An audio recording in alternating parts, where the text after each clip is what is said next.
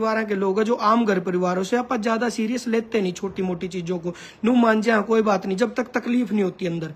तो राजू भाई भी मस्ती वाले आदमी थे, बोले भाई कोई दिक्कत कोई नहीं, बोला मैं ठीक हूँ, खाम का डॉक्टर का जाऊंगा दिखाऊंगा कि मैं बता देगा और टेंशन हो जाएगी।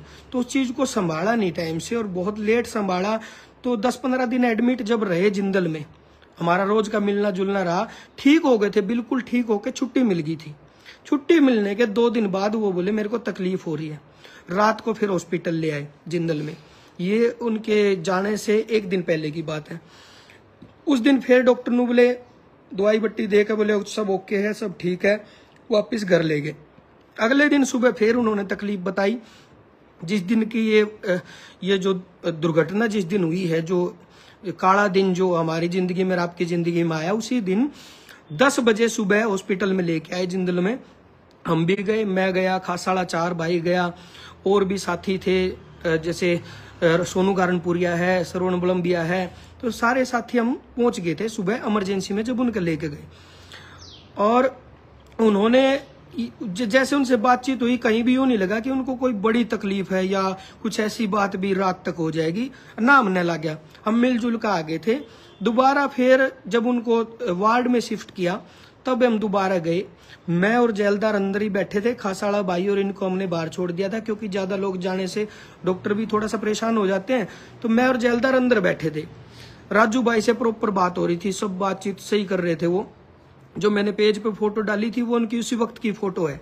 राजू भाई टेढ़े लेट रहे थे। मैंने पूछा मगर राजू जी सीधे सो जाओ आप। बोला सीधे सोने में मेरे कमर में थोड़ी तकलीफ हो रही है, टेढ़े में थोड़ा आराम है। लेटे रहे, थोड़ी देर बाद बोले मेरे को एक बार बैठा दो। जैसे हम बैठाने लगे वो बैठ तो गए और 10 सेकंड बाद यूं बोले सांस नहीं आ रहा मेरे को, तो वापस लेट गए। डॉक्टर आए, डॉक्टर से मैंने भी बात करी जी सारी तकलीफ क्या क्या है, क्या क्या चीजें। डॉक्टर ने बहुत कोऑपरेट किया, अच्छे तरीके से सारी चीज बताई। उसके बाद राजू की मिसेज हमारी भाभी जी वो थोड़ी सी अपसेट हो रही थी, ममता भाभी। तो मैंने सोचा मैं अपनी वाइफ को और बच्चों को उनके घर छोड़ाऊं ताकि वो थोड़ा रिलैक्स हो जाए, आपस में बात करेंगे। मैं बच्चों को छोड़ने राजू भाई के घर गया। जैसे ही उनको उतारने लगा तो इतने में जेलदार भाई का फोन आ गया। वो रो रहा था, बोला सर जल्दी आ जाओ, वेंटिलेशन पे लेने लग रहे हैं। तो वेंटिलेशन पे जब लेने लगे तो राजू भाई ने खुद जेल्ला को बोला है कि जल्ले मैं आज नहीं बचूंगा। उनके ये आखिरी वर्ड यही थे, इसके बाद के कोई वर्ड नहीं थे, बस यही कहा था कि जल्ले मैं आज नहीं बचूंगा। उसके बाद उनको वेंटिलेशन पे ले लिया। वेंटिलेशन पे जाने के बाद वो बहुत सीरियस हो गए थे और हाथ पैर के मूवमेंट भी कम हो गए थे। फिर किसी साथी ने यूं बोला कि वहीं स्टाफ में कोई साथी था, बोला इसमें वेंटिलेशन में एक बड़ा मुद्दा ये रहता है, एक तो थोड़ा बस ब्रेन एक्टिव रह जावे और जो आंखों की पुतलियां है ना ये नहीं ठहरनी चाहिए। तो जो बड़े भाई हैं श्री राम, राजू के ताऊ जी के लड़के, वो गए अंदर। उन्होंने राजू से कुछ बोल के देखा, उन्होंने पलक भी झपकाई है और पुतली भी झपकाई है और उन्होंने इशारा भी किया गर्दन से। मेरा यकीन नहीं है, उसने बाहर आकर बताया बोला सही है, नू एक्टिविटी है। मैं यार मैं जब का खड़ा था जब तक तो हाथ पैर या उंगली कुछ भी नहीं हिल रहा था। फिर मैं खुद देख के आऊंगा जब मेरा यकीन होगा। मैं गया अंदर, राजू को मैंने पूछा माँ जी, मैंने बोल के देखा माँ सर आपको कोई दर्द तो नहीं है, कोई पेन तो नहीं है? तो राजू ने मेरी तरफ यूं ये आंखें करी और गर्दन ना में हिलाई, पुतली भी हिली थी। मैं रिलैक्स हो गया। बाहर आकर मैंने सब तब बताई, मुझे ये टेंशन खत्म होगी, ये सारी रिकवरी हो जाएगी। बल्कि स्टाफ वाला एक भाई था वही मेडिकल स्टाफ का, मैं भाई नूनू पलक झपकाई, मेरी खुद बात हुई है। तो उन्होंने बोला फिर ठीक है, बोले अगर पलक झपकाई हर बात हुई है तो फिर ज्यादा तकलीफ वाली बात है नहीं।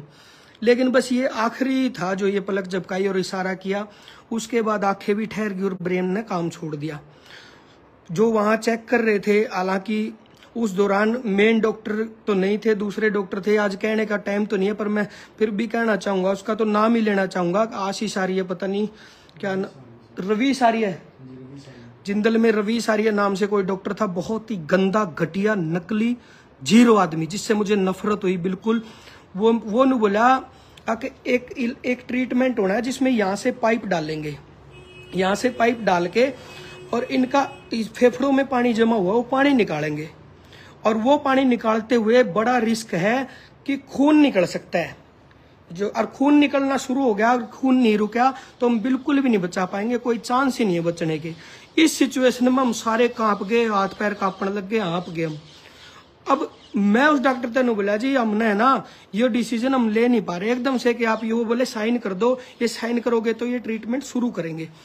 माँ जी एक बार इस डिसीजन के लिए हमें टाइम दे दो, हमें 20 मिनट का टाइम दे दो, क्योंकि भाई भाभी भी घर पे हैं और भाई थोड़ा बहुत डिस्कशन हम आपस में भी करांगे, हमने 20 मिनट तो दो।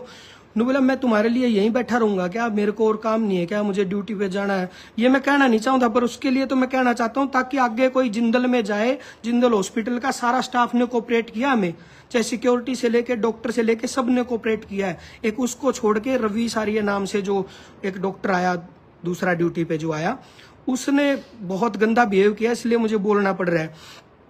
बाकी सब ने जैसे विनोद है सिक्योरिटी में, या फिर वहां पे करमवीर जी हैं, या फिर जो डॉक्टर स्टाफ में है खुद डॉक्टर विवेक बंसल जी ने बहुत अच्छे से कोऑपरेट किया, और मोनू भाई हैं, काफी लोग हैं जिन्होंने बहुत अच्छे से, जो मेन डॉक्टर विवेक बंसल है उन्होंने बहुत अच्छे से समझाया था दिन में जब शाम को दिक्कत हुई थी।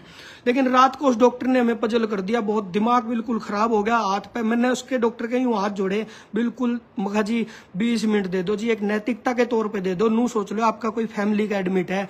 उस डॉक्टर को अपनी नींद अच्छी लगी ना कि कोई पेशेंट अच्छा लगा, बोला मेरे को सोना भी होता है, मेरे को जाना भी होता है, मैं इसीलिए तुम्हारे लिए बैठा हूँ क्या, जल्दी बताओ मुझे यस नो करो।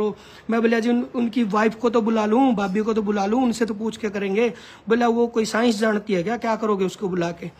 इतना गंदा भी है। मैं हाथ जोड़ के अपील करता हूँ कभी जिंदल में जाओ तो इस रवि सारी ऐसे बच्चियों सारे, इसके लिए मैं खुला कह रहा हूँ।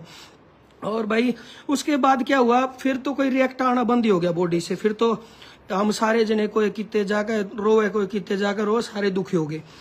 डॉक्टर जो देख रहे थे वो विनू भाई के एक दोस्त थे, उसने हिंट दे दिया था, बोला भाई 99% तो अब चांस नहीं है, कोई 1% कोई चमत्कार हो जाए तो हो जाए। उस चमत्कार की बात हम देखे गए। उस टाइम मारता जिसने जो बताया, एक वहां कोई बहन थी जिसकी मम्मी एडमिट थी, नु बोली भाई चीनी उबार दो, वो कर दो, जो आस्तिक नास्तिक सारी चीज मानी हमने, जबकि मैं खुद ज्यादा इन चीजों को मानता नहीं था, लेकिन एक बस दिल में डर बैठ गया कि किसी भी तरीके से बच जाओ, कुकरे भी बच जाओ। तो हमने वो चीनी भी उबारी। फिर सिक्योरिटी वाले एक अंकल थे, बहुत अच्छे थे, मेरे को नाम नहीं पता उनका, वो अंकल बोले यार मंदिर के बराबर में एक शिवलिंग है, वहां से तुम जल चढ़ा के आधा पानी यहाँ लिया, इसके ऊपर तो उबार दो, मैंने देखा है ऐसे केस में बचते हुए। हमने वो भी करा, जो चीज पॉसिबल थी हमने सारी करी। डॉक्टर अपनी कार्रवाई में लग रहे थे और हम अपनी में भी लग रहे थे, भाई जिस चीज पे भी लग जाए, फोन पे झाड़ा लगवाना और जिन चीजों का, हालांकि मैं समर्थन बहुत ज्यादा करता नहीं था, लेकिन एक जब बिल्कुल करीब भी जाओ तो उस टाइम तो हर ट्रीटमेंट करा भाई, चाहे कुछ भी बता दो। और हमने ये तक कह दिया था भाई कुछ भी हमने अपने शरीर का किसी अंग को अगर राजू के लिए देना पड़ा तो हम उस चीज के लिए भी रेडी है। हमने डॉक्टर तक सब कुछ कह दिया था, महाजी दिल्ली तय बाहर तय कितने तक भी डॉक्टर आकर बचा सकता हो ना, एक बार कुकरे भी कर दो। मखा जी हम कितने ले जा सका तो बता दो। मैंने दिल्ली भी बात की, BL कपूर में बात की, डॉक्टर डबास हैं बहुत अच्छे हैं, उनसे बात की जी, मखा दिल्ली ले आ सका। हाँ एक और दोस्त है गोविंद भाई ने बात कराई एक डॉक्टर से, उनसे भी बात की। मखा जी एक बार दिल्ली ले जान जुकर है या कहीं ले जान जुकर हो तो बता दो।